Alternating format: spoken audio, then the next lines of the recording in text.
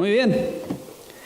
El título de este sermón le puse Pregunta incómoda. Todos conocen más o menos la historia del joven rico, donde se acerca a preguntar a Jesús lo que veremos a continuación.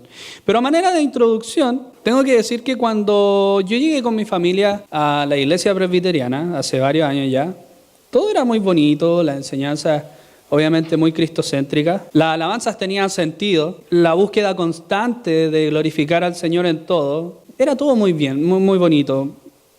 Pero yo venía de otro contexto, en el que yo me tenía que esforzar mucho para poder sentir que estaba siendo considerado o aprobado por el Señor. Como nunca lograba dar la talla, nunca me podía sentir satisfecho.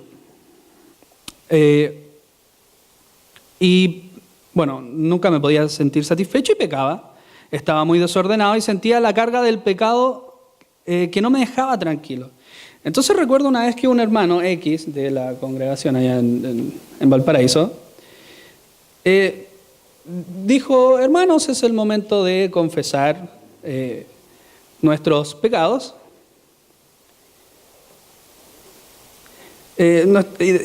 Porque todos somos pecadores. Y yo dije, ¿sabrá este hermano? Porque yo veía que la iglesia presbiteriana todo muy bien, entonces yo dije, ¿sabrá este hermano quizás lo que es pecar siquiera?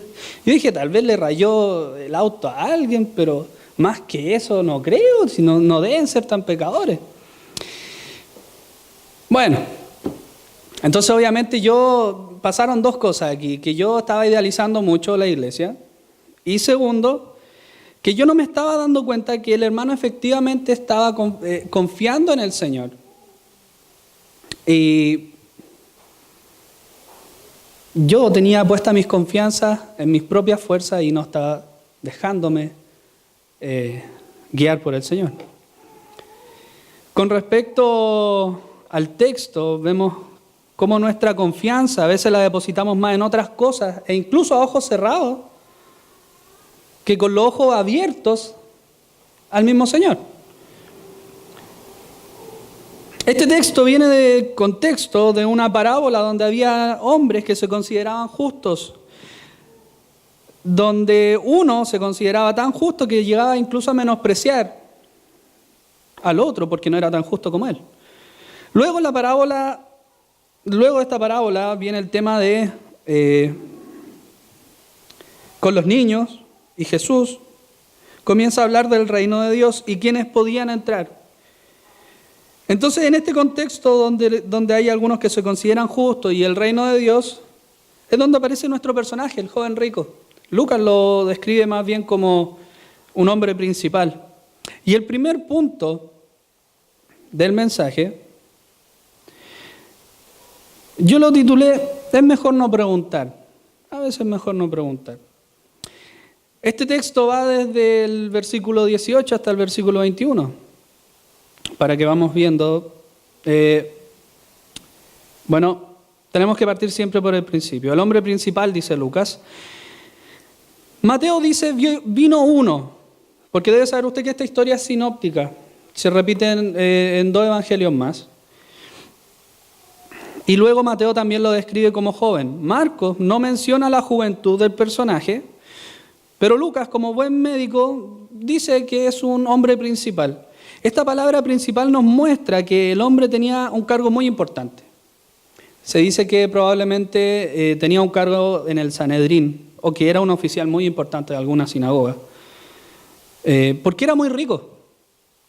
Entonces este hombre se acerca a Jesús y le dice, maestro bueno.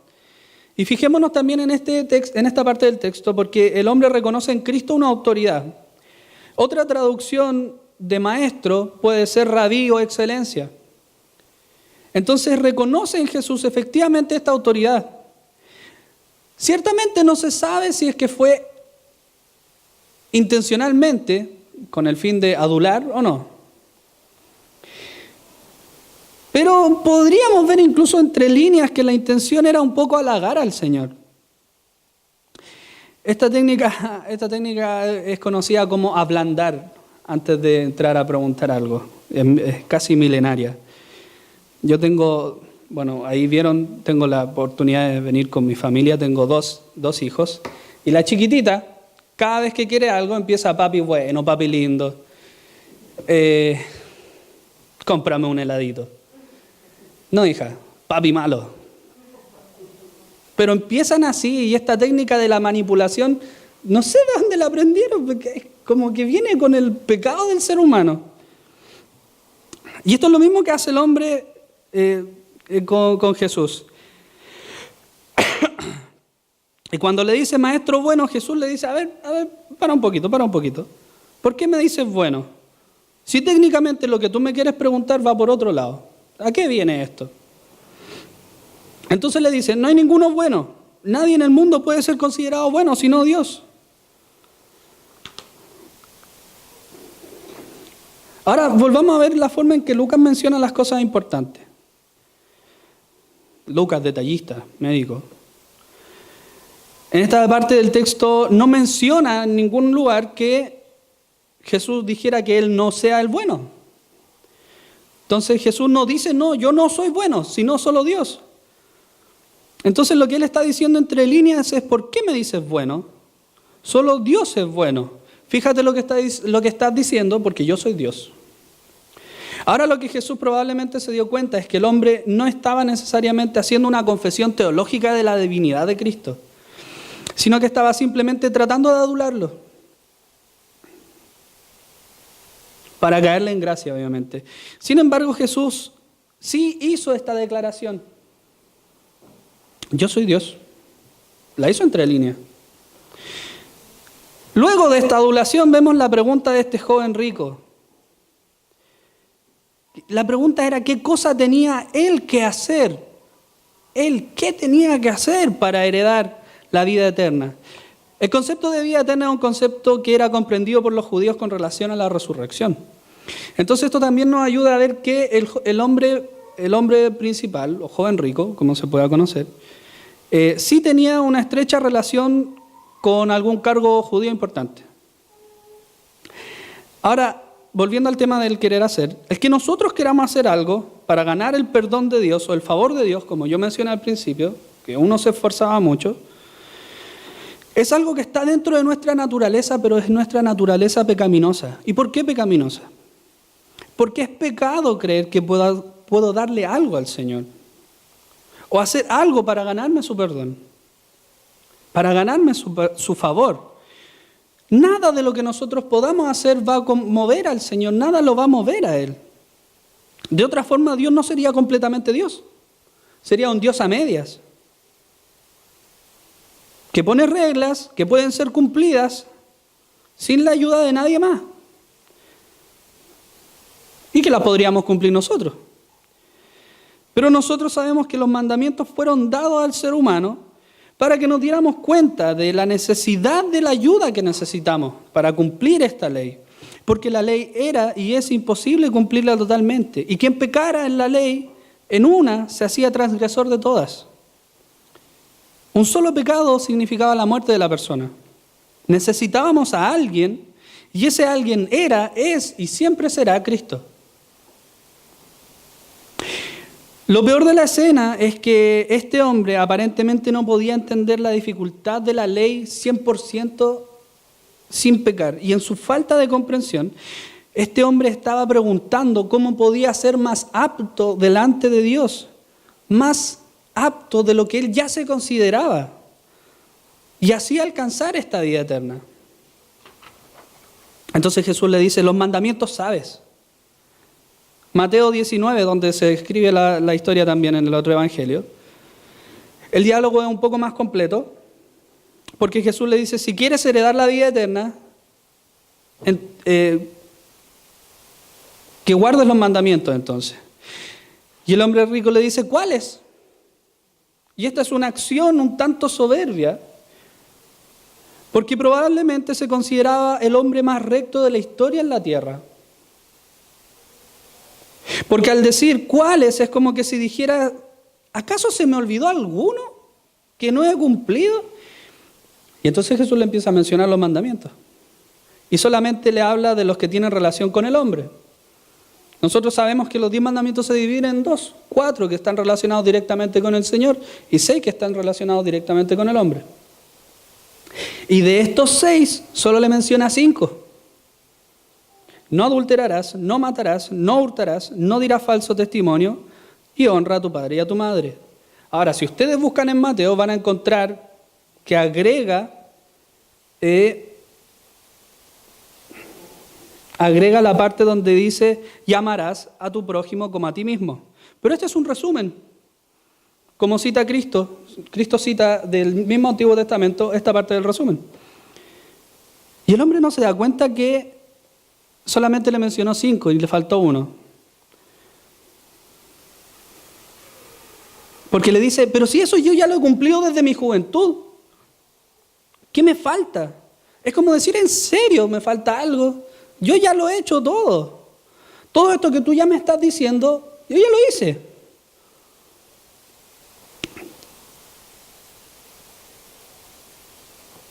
La teología o los teólogos concuerdan en que el hombre probablemente estaba siendo muy sincero. Aquí no hay falta de sinceridad del hombre, no está jugando. Él de verdad creía que ya había hecho todo, pero sin embargo Jesús le faltó mostrarle uno. Si bien es cierto, aunque el hombre fue humilde, fue sincero, honesto, no necesariamente significa que él fuera humilde. Su acercamiento a Jesús fue con la intención de que otra cosa más podía hacer para él ser bueno, para tener un currículum suficientemente abultado, porque ya se sabía bueno, y para poder entrar al reino de Dios con sus propias fuerzas. El punto 2 va desde el versículo 22 al 25, y yo le puse como título: efectivamente era mejor no preguntar. Porque resulta que cuando Jesús escuchó lo que hablaba este joven, el Evangelio de Marcos dice que lo amó. Esto se me hace muy, muy familiar a cuando un hijo está hablando algo que nosotros sabemos, que está chamullando, y sin embargo él sigue en su soberbia, mintiendo, chamullando. O conocemos a algún hermano que también lo conocemos bien y está chamullando y da como ternura. Jesús lo amó. Es como, qué tierno, qué tierno. Entonces Jesús le dice: ya bueno, entonces te voy a dejar en evidencia. Porque efectivamente una cosa te falta, que es precisamente el mandamiento que no mencioné, que es no codiciar. Entonces aquí me fijé bien estudiando el tema en la definición de lo que es codicia, que es muy similar a la avaricia y que la diferencia es mínima. Por ejemplo, la codicia es el afán desmesurado e incluso irracional de querer acumular riqueza a grandes escalas. La codicia es lo mismo, solo que... me parece que... La avaricia, ahí está. La avaricia es lo mismo, solo que además agrega que no la quiere gastar. Aparte no la quiere gastar, toda la plata que ha acumulado no la quiere gastar. Entonces lamentablemente vemos que Jesús lo tiene que dejar en evidencia, porque le dice: vende todo y dalo a los pobres, y tendrás tesoro en el cielo, ven y sígueme. El texto es muy claro, cuando Jesús le dice vende todo, es todo. De hecho, poniendo atención especial en el original, porque nuestra práctica nos obliga y nos alienta muy sanamente a ir al texto original. La palabra todo es todo. Vende todo. No dice vende un poquito, dice vende todo. Ahora, si pongámonos en el contexto también del joven. Si Jesús llega hasta ahí y me dice eso, yo digo: bueno, vendo todo, vuelvo a empezar con toda esta plata que gané de la venta, igual estoy seguro. No pierdo nada, pero Jesús continúa y le dice que venda todo y que todo eso que vendió se lo dé a los pobres.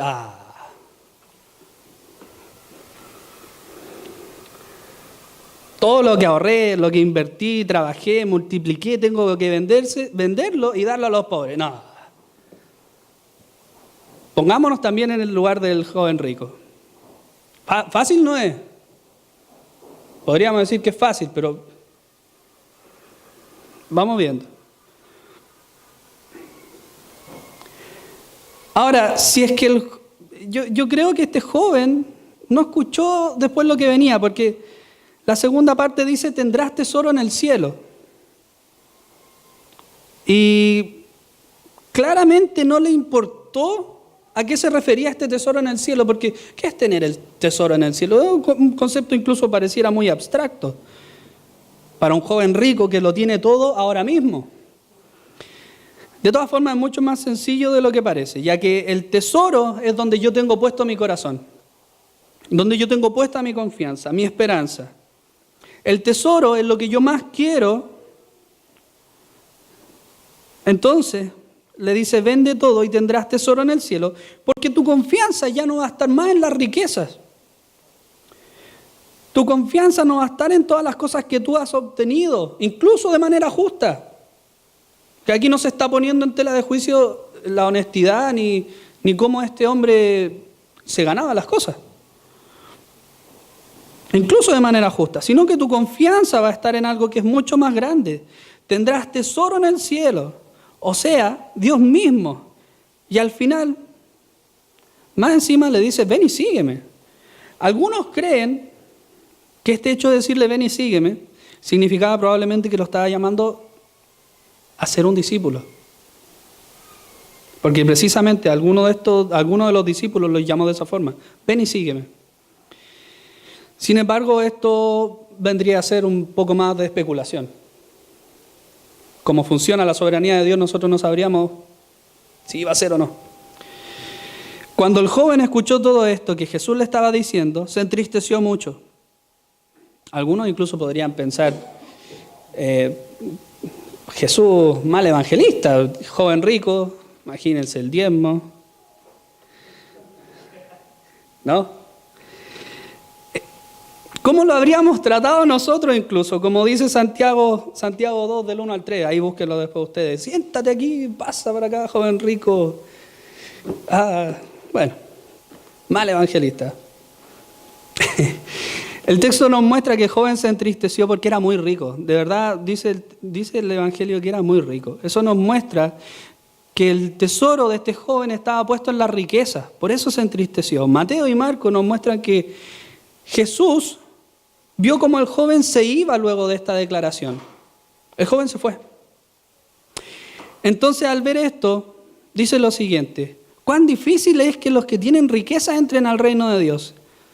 Y precisamente también me preocupé de la palabra riqueza, porque pareciera que solamente habla de dinero, pero no necesariamente tiene solo ese enfoque, sino que también se puede traducir como posesiones, cosas que yo tengo, cosas a las cuales yo me aferro, que obviamente tienen relación directa quizás con riqueza, porque las cosas que tengo las compro con plata.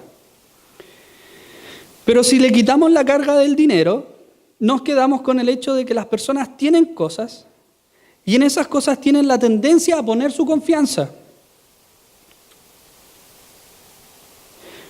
Entonces, sea para posesiones o sea para dinero, la interpretación es la misma. El foco es que los que tienen bienes difícilmente podrán entrar en el reino de Dios, y no porque tienen bienes, sino porque tienen su confianza puesta en esos bienes, en esas cosas materiales, tienen puesta la confianza. Y Jesús, para reforzar lo que estaba diciendo, menciona esta frase que ya es muy conocida por todos nosotros, o por la mayoría de nosotros, sobre todo para hablar en contra de los que tienen más dinero. Más fácil es pasar un camello por el ojo de una aguja que entrar un rico en el reino de Dios. Y Jesús usa esta hipérbole para exagerar una idea. Ojo, que tampoco es como se cree en otras iglesias y otras interpretaciones donde existía que el ojo de la aguja era una pequeña puertecita al lado de una fortaleza. La verdad es que no sé de dónde salió eso, pero yo lo he escuchado mucho. Varios le dan esa interpretación, no, y el camello tenía que agacharse para poder entrar bien por la puerta. No, el texto efectivamente está diciendo por el ojo de una aguja. Entonces no sé de dónde salió esta idea. De hecho, lo real que está haciendo Jesús aquí es mencionar la dificultad de que una persona tiene para entrar al reino de Dios sin abandonar a sus propios dioses, a sus ídolos. Y hablamos de dioses porque son cosas en las cuales yo pongo mi confianza, riquezas, bienes. Por tanto, se están transformando en mis dioses, en mis ídolos.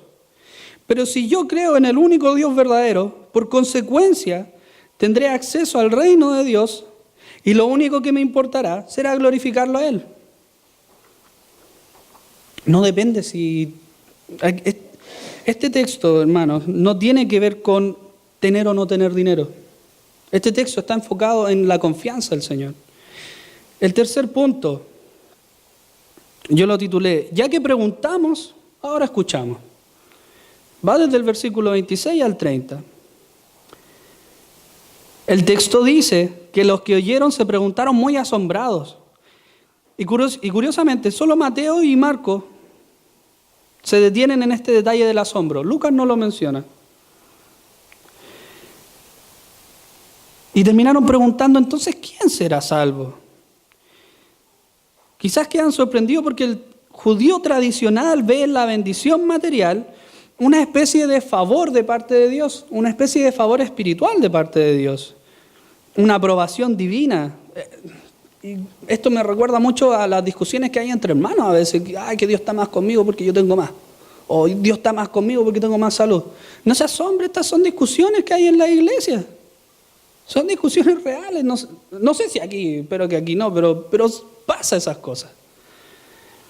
Entonces el texto nos muestra la preocupación y asombro de que si es que acaso alguien tiene dinero, no tendría ninguna posibilidad de entrar al reino de Dios. Porque si ya para un hombre es difícil enhebrar un hilo, hoy día es difícil enhebrar para un hombre un hilo, meter un camello es ridículo. Entonces, ¿quién puede ser salvo? Jesús les contestó, lo que es imposible para los hombres es posible para Dios. Esto no quiere decir que Dios vaya a achicar al camello ni agrandar el hoyo de la aguja. Aunque técnicamente podría hacerlo, ¿verdad? Pero no va por ahí el tema. Porque el problema no es ser rico o pobre, no es tener dinero o no. El problema es la confianza. ¿Dónde tengo yo puesta la confianza? Los que no tienen puesta la confianza en el Señor no podrán entrar en el reino de Dios, es así de simple.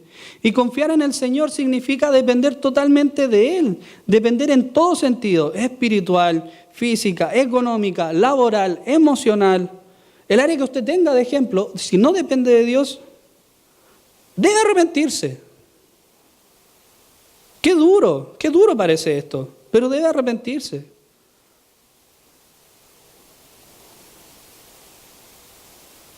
Pero es precisamente esto lo que usted tiene que hacer si no confía en el Señor. No tener toda nuestra confianza puesta en el Señor es no tenerlo como nuestro Señor y nuestro Dios. Es así. Pedro dice, he aquí, Pedro, el gran líder de los 12, he aquí, el he aquí es una forma de decir, míranos, que nosotros dejamos todo eso que tú acabas de mencionar.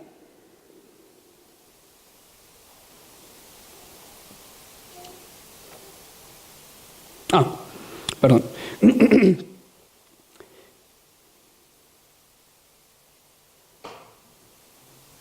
Pedro hablando por todos los discípulos, dice, pero... ahí sí. Nosotros dejamos todo eso que tú acabas de mencionar, familia, dinero. Dejamos todo eso para seguirte. Estamos aquí. Pedro está hablando por todos los discípulos, pero también da la sensación de que no habían entendido mucho, de que este comentario estaba un poco fuera de lugar. Porque trataron de decirle al Señor, pero Señor, recuerda que nosotros eso ya lo hicimos. Y que, entonces, ¿quién podrá ser salvo? No tenían una certeza real de todo esto. Jesús les da un respiro y le dice que aún no habían entendido totalmente y les tiene que explicar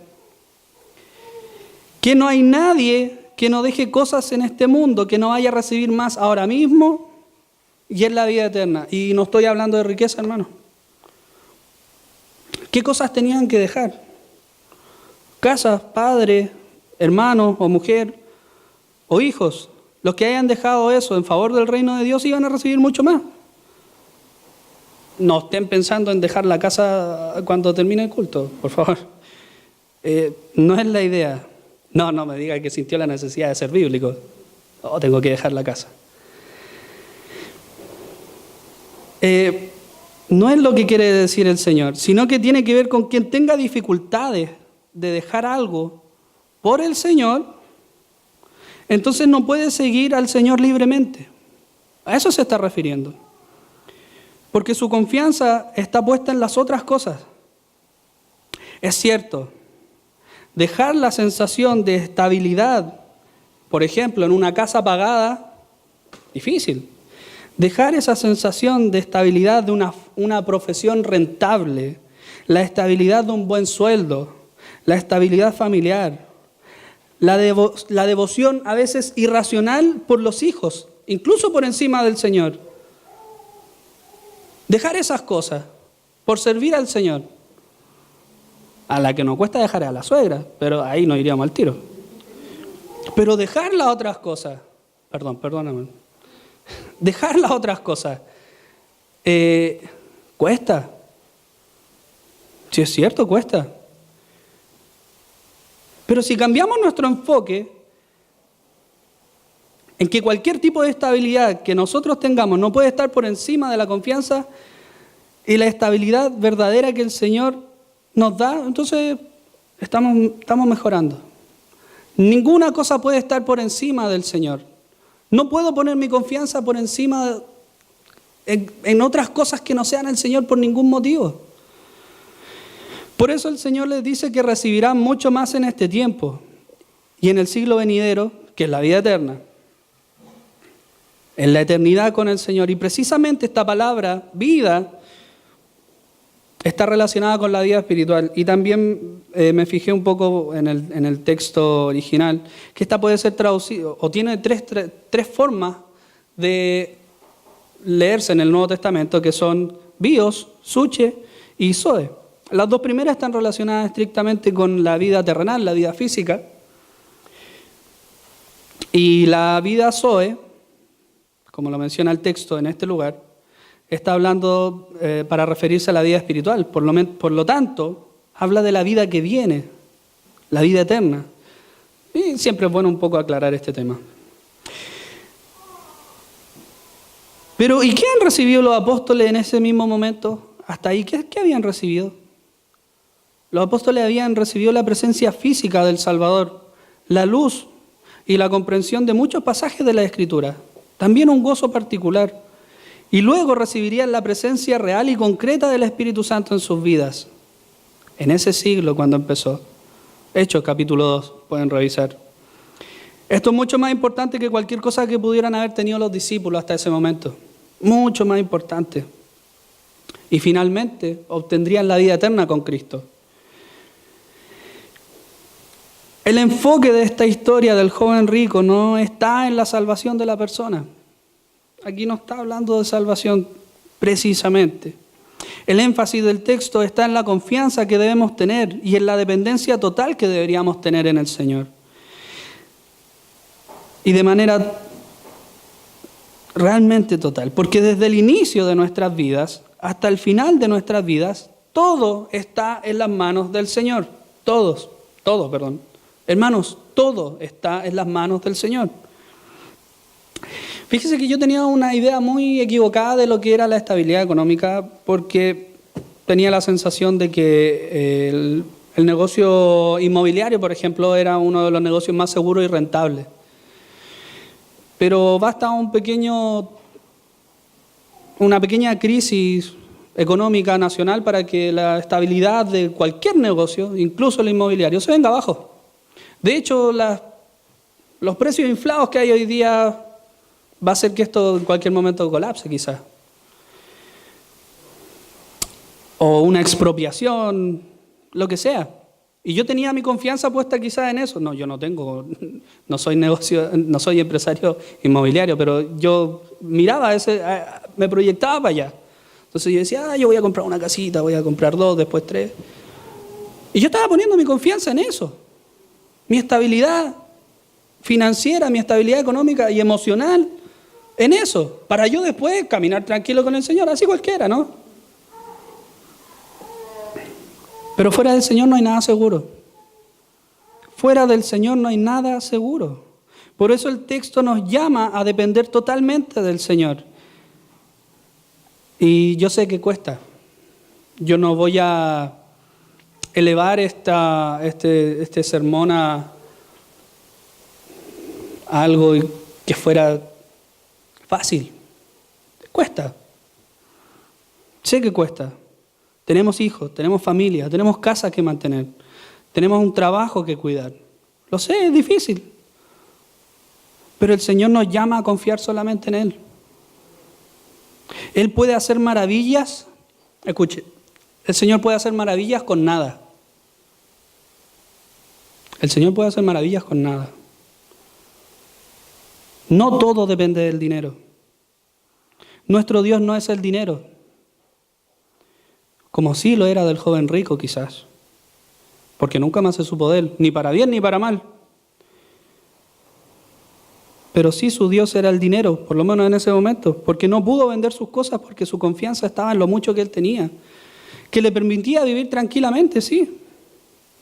Y desde esa estabilidad iba a confiar en el Señor, como lo estaba haciendo hasta ese momento. Pero el Señor lo apretó un poquito, solo un poquito. Pero el Señor aprieta donde está nuestro ídolo, donde están nuestros dioses pequeños, que no son dioses, obviamente. Y el joven se frustró en gran manera. Hermanos, que las dificultades de la vida no nos quiten el gozo. Que las tormentas que podamos estar pasando no nos aparten del Señor, sino que sea todo lo contrario, que nos ayuden a agarrarnos cada vez más del Señor. No pongamos nuestra confianza en nada más que no sea Dios, porque nada es más seguro que Dios, solo Él. Pongamos nuestra confianza en Cristo y va a ver cómo nuestra situación, su situación, la mía va a cambiar. Ojo, ¿a qué me refiero con esto? Que con Cristo las preocupaciones las vamos a pasar con alegría, con gozo. No nos iremos tristes, porque dependerá de Dios todo. Y tendremos nuestra confianza puesta en Él. Porque Él hará en nuestras vidas como Él estime conveniente. Esa es la forma en la que va a cambiar la situación. Dios tenga misericordia de nosotros, sus hijos, porque somos débiles. Y hoy sí entiendo que seguimos siendo pecadores, de los cuales yo soy el primero.